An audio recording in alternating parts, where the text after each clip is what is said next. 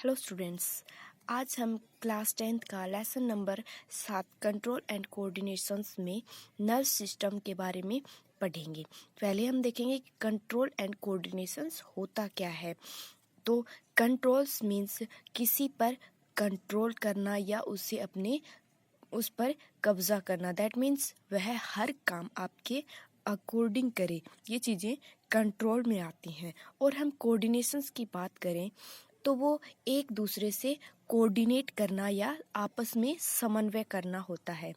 Control and coordinations का मतलब है कि किसी भी एनिमल बॉडी में या फिर जैसे ह्यूमन बॉडी है उसमें ऑर्गन है वो एक दूसरे से कोऑर्डिनेट करते हैं या एक दूसरे पर कंट्रोल है वो कैसे करते हैं। यानी कि कंट्रोल एंड कोऑर्डिनेशंस में हम आमतौर पर यही पढ़ेंगे कि जो एनिमल बॉडी होती है उसमें जो ऑर्गन होते हैं या बॉडी पार्ट्स होते हैं वो एक दूसरे को कैसे कंट्रोल करते हैं, उसके फंक्शंस को कैसे कंट्रोल करते हैं। ठीक है, तो हम बेसिकली एनिमल बॉडी के बारे में पढ़ने वाले हैं कि उनकी बॉडी है वो कैसे कंट्रोल और कोऑर्डिनेशन से करती है।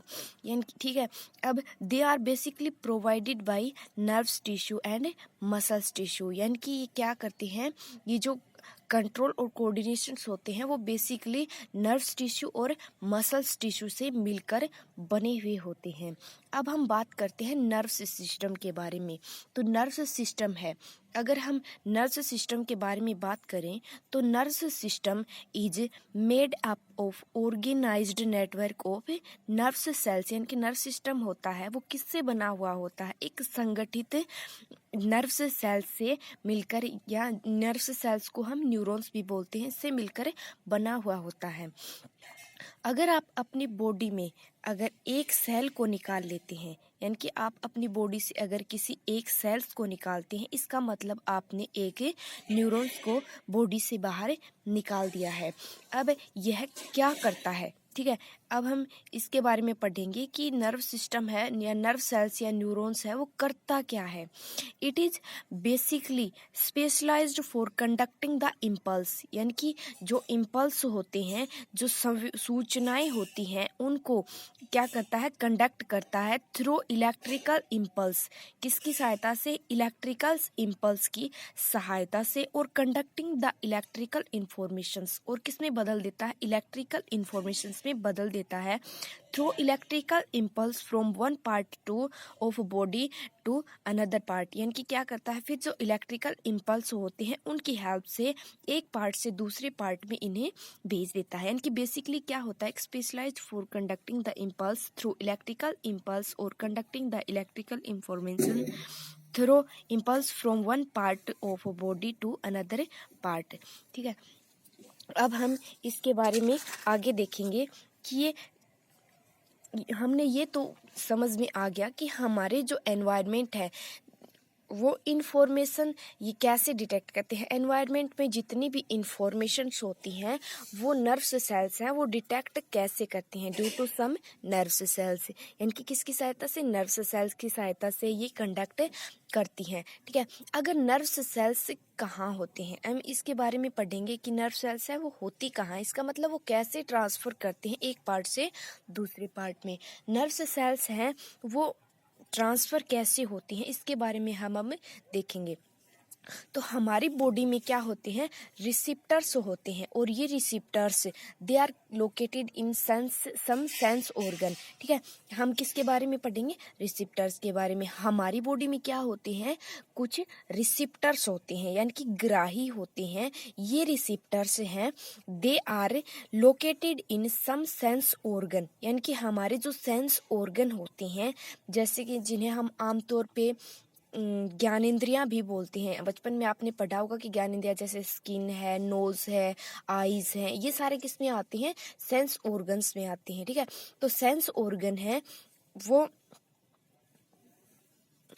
उनमें they are located in some sense organ. यानी कि सेंस ऑर्गन है उनमें ये लोकेटेड होती हैं। फॉर एग्जांपल, उदाहरण के लिए गैस्ट्रेटरी रिसेप्टर्स, यानी कि गैस्ट्रेटरी रिसेप्टर्स होते हैं वो किस में होते हैं, दे विल डिटेक्टेड टेस्ट यानी कि किसको पहचानते हैं, गैस्ट्रेटरी रिसेप्टर्स होता है, उनका काम क्या होता है, डिटेक्ट टेस्ट, यानी कि हमारी जो जीभ होती है उसमें कौन से होते हैं, गैस्ट्रेटरी रिसेप्टर्स, जो किसको खट्टा है, मीठा है या फिर नमकीन है, इस प्रकार से जो स्वाद है उसको पहचानने में हेल्प करता है।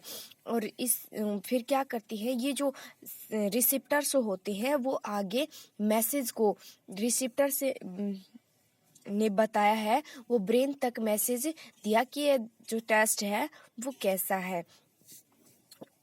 सेकेंड इज ऑल्फैक्टरी रिसेप्टर्स, दूसरे होते हैं वो ऑल्फैक्टरी रिसेप्टर्स होते हैं, दे विल डिटेक्ट स्मेल, ये किसको, स्मेल को डिटेक्ट करते हैं, यानी कि जो स्मेल होती है, यानी कि किस में होते हैं, नाक में होते हैं ये, और स्मेल को बताते हैं कि ये कैसी है, अच्छी खुशबू है या खराब है, इस प्रकार से डिटेक्ट करती है, तथा रिसेप्टर्स फिर ब्रेन तक इन मैसेज को भेज देते हैं। सिमिलरली हर एक ऑर्गन का एक रिसेप्टर होता है जो अपनी हर चीज को डिटेक्ट करता है, और फाइनली जो इंफॉर्मेशन रिसेप्टर को मिली वो आपके ब्रेन तक लेकर जाता है। ठीक है, जो ऑर्गन होता है उस यानी कि कोई भी ऑर्गन है उसका क्या होता है, एक हर ऑर्गन का अलग अलग रिसेप्टर्स होता है जो उसकी इंफॉर्मेशंस को ब्रेन तक पहुंचाता है।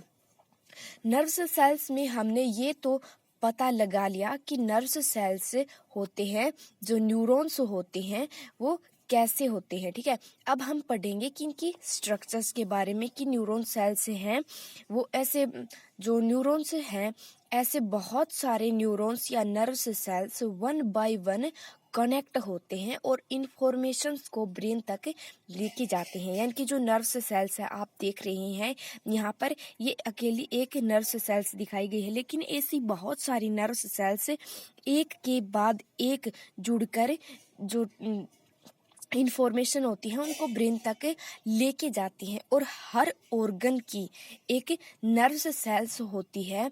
फॉर एग्जांपल जो आईज से जुड़े हुई नर्व्स सेल्स होती हैं वो आइज से संबंधित कार्य करती हैं, उससे संबंधित सूचनाओं को लेके जाती हैं, और जो ब्रेन से जुड़ी हुई होती हैं वो ब्रेन के साथ उसको एसोसिएट करती हैं। नोज के साथ जो एसोसिएट होती हैं वो अलग होती हैं, यानी कि प्रत्येक जो ऑर्गन होता है उसके जो नर्व सेल्स होती हैं वो भी अलग अलग होती हैं, लेकिन उनका फंक्शन है वो एक ही पाथवे में होता है, यानी कि एक के बाद एक करके वो ब्रेन तक मैसेज को लेके जाती है। ठीक है, हमने ये तो पढ़ा कि वो कैसे, जो नर्व्स सेल्स है वो काम कैसे करती हैं। अब इसके बारे में हम देखेंगे। अब हमें देखना है कि न्यूरॉन्स हैं वो कैसे प्रोसेस करता है, ताकि आपको समझ में आ जाए कि सूचनाएं हैं यानी कि जो इम्पल्स हैं वो कैसे एक नर्व्स से दूसरे नर्व्स या एक न्यूरॉन से दूसरे न्यूरॉन में ट्रांसफर होती हैं और ब्रेन तक पहुंचती हैं।